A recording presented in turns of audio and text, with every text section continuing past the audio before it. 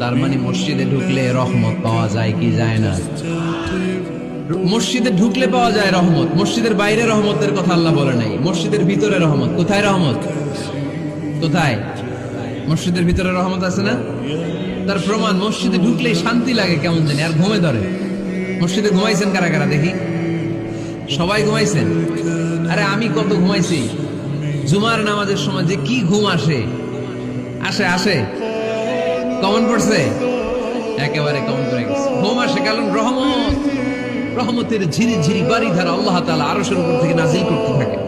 আর এই রহমতের কারণে হৃদয়টা প্রশান্ত হয়ে যায়, অনেকের ঘুমও চলে আসে, ঠিক কিনা?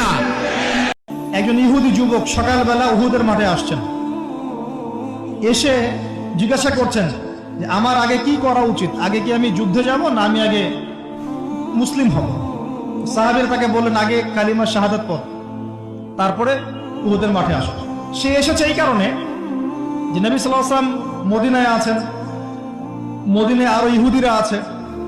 ইহুদিরাই আগে বলতো শেষ জামান একজন নবী আসবেন যার নাম হবে আহমদ, সব মিলে গেছে, তারপরেও তারা গ্রহণ করছে না।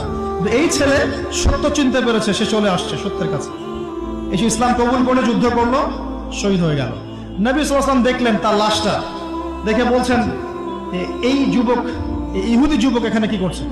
সাহাবীরা বললেন সকালবেলা মুসলিম হয়েছে, যুদ্ধ করে শহীদ হয়ে গেছে ইয়া রাসূলুল্লাহ।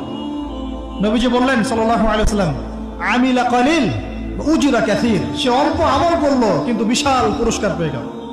এই দুনিয়ার পুরো জীবনটা এটা হচ্ছে লালসাময় একটা জীবন, লোভ, মরিচিকা, মায়াজাল।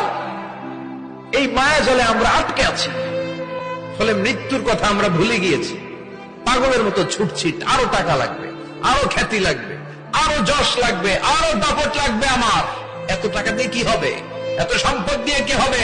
এত ব্যস্ততা দিয়ে কি হবে তোমার? স্টপ, থামুন, অনেক হয়েছে, আন্না। ইমাম সাহেব যদি মসজিদে নামাজ পড়াতে যে ভুল করে, পিছন থেকে শুধরে দিতে হয় না?